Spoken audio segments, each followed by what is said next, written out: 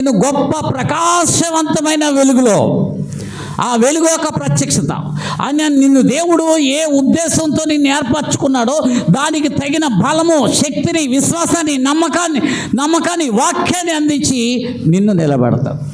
అదే బ్రహ్మపరచాత్మ.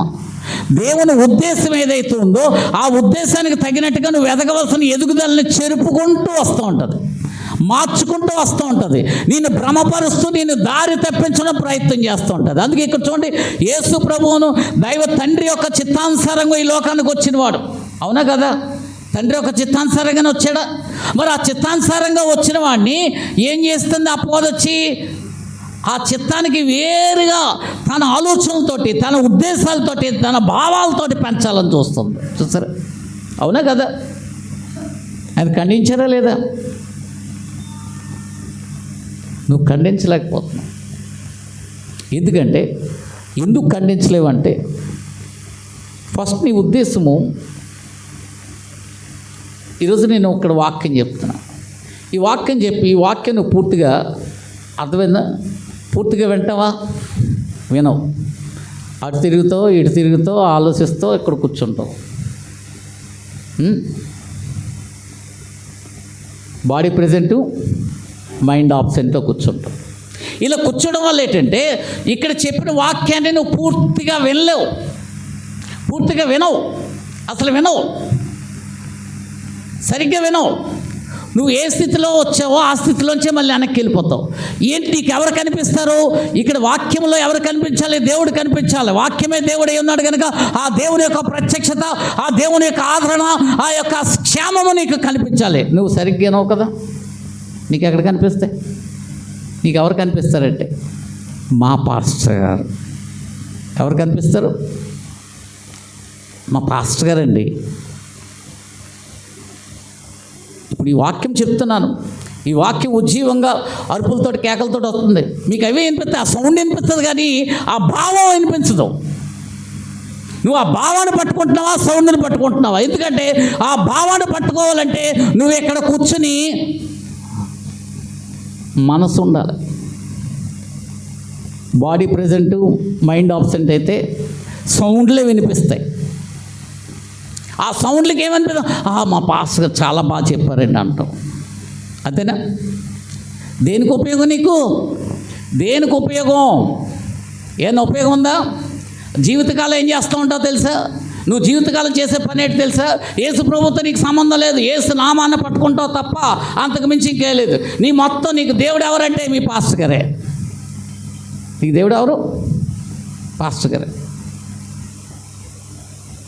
ఇక నువ్వు ఏదో చేసి అది చేయకూడదు, ఇది చేయకూడదు అని ఇక్కడికి వచ్చి కూడా నువ్వు అదే చేస్తే ఉపయోగం అంటే ఇక్కడ. అవునా కదా? ఆలోచించాలా లేదా? నేను మొన్న యూట్యూబ్లో ఒక దేవుణ్ణి స్తుతించాలి, ఆరాధించాలి, గణపరచాలి అని వాక్యం పెడితే ఒక మహానుభావుడు దానికి ఏం పెట్టాడంటే మెసేజ్, భ్రమపరచు ఆత్మ కూడా వాక్యం చెప్తుంది అన్నాడు. సరే, ఆ వాక్యం నువ్వు ఇప్పుడు నిజంగా నువ్వు ఒక దేవుని మూలంగా వ్యక్తి అనుకో, ఏం చూస్తావు అందులో నీకు పనికొచ్చేది ఏదైనా చూసుకుంటా. లేదు అందులో ఏదైనా సరే వాక్య విరుద్ధంగా ఏమైనా చెప్పారా? ఆ వాక్య విరుద్ధంగా ఏదైనా చెప్పుంటే ఆ వాక్యాన్ని బట్టి మీరు ఇలా చెప్పాలి, ఇలా చెప్పారని చెప్పి మెసేజ్ పెట్టాలి. అంతేగానా? ఒక సరైన దేవుని మూలంగా కట్టబడిన వ్యక్తి అయితే, దేవుని ఆత్మచేత కట్టబడిన వ్యక్తి అయితే ఏమి చూస్తాడు? కాదు, ఈయన వ్యతిరేకించాలి, ఇదే కాన్సెప్టు. ఈయన వ్యతిరేకించాలన్న కాన్సెప్టే కానీ ఈ చెప్తుంది సత్యమా అసత్యమా అన్న ఆలోచన భావం లేదు. ఎందుకు? అలా ఎదిగితే ఉండను. కాలక్షేపానికి క్రైస్తవుడిగా ఎదిగితే ఏమనిపిస్తుంది? మనకి ఎక్కడ లాభాపేక్ష ఉందో అక్కడ పరిగెడతారు. అవునా? లాభాపేక్షతో పరిగెత్తాడు పాపం. ఇక్కడ నుంచి వెళ్ళిపోతే వైజాగ్లో అసలు ఆ సంఘం నాకు అనుకుని మీకు అందరికి ఫోన్లు చేసి ఒక్కొక్కరిని అక్కడ వద్దు, ఇక్కడికి వచ్చాను, ఇక్కడికి వచ్చాను, రాలేదు, అవ్వలేదు, పాసికలు పారలేదు.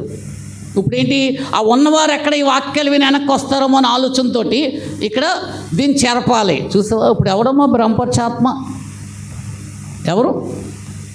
అర్థమవుతుంది? పట్టుకో.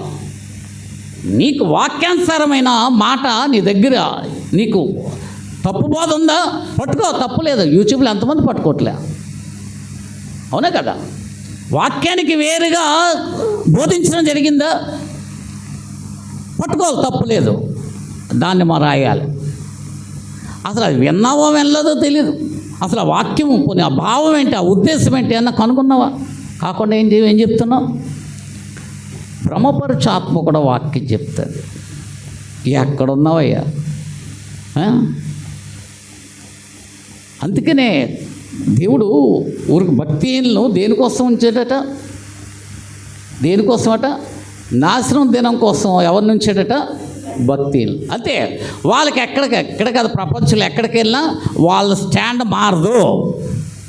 ఏ దైవజనుడి దగ్గరికి వెళ్ళినా స్టాండ్ మారదు. ఎందుకంటే దేవుడు ఏర్పాటు ఒక్కొక్కరిని ఒక్కొక్క దానికి ఏర్పరచుకుంటారు. అలాగా ఏర్పాటు ఉందేమో మన